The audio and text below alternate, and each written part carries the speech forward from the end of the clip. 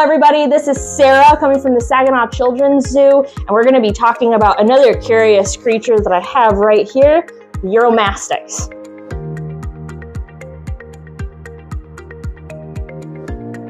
So who I have right here is Yoshi. Yoshi is another one of our animal ambassadors. He is a Uromastyx.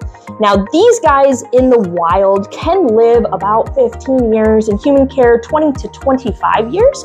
Yoshi is about 15 years old this year, so that's really great. He's kind of on a little bit of the older end. Now in the wild, these guys are found in northern Africa, places like Algeria, Niger, and Mali. Now the habitat that they live in is very hot and arid, kind of more of a rocky terrain, and there's actually a lot of salt in their environment. Where they used to live, those areas used to be underwater, under the ocean, so there's quite a bit of salt in their environment as well. Their diet, these guys are omnivores, so they eat a lot of plant matter, actually mostly plant matter, but they also eat things like insects, small invertebrates, really anything that they can catch in their native area. Now these guys are near threatened in the wild, so it means that their populations are doing okay, but they are on the decline. And it's mostly because of habitat destruction, but also because these guys, as you can see, they're super cool. So people really do like to have them in their homes. So the pet trade can be a problem for these guys as well. These guys have a whole bunch of different behavioral adaptations and structural adaptations.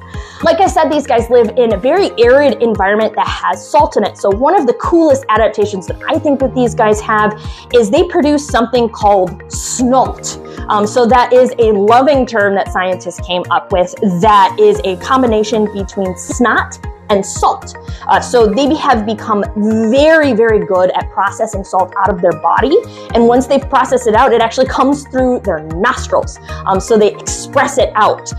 If you have ever seen a seabird do this, it's actually very common for animals like albatross and even our African penguins, where they express the salt from their nostrils. And in the wild, a lot of the times you'll actually see a lot of salt around the edges of their nostrils because of it. So that's how they get a lot of the salt out of their body.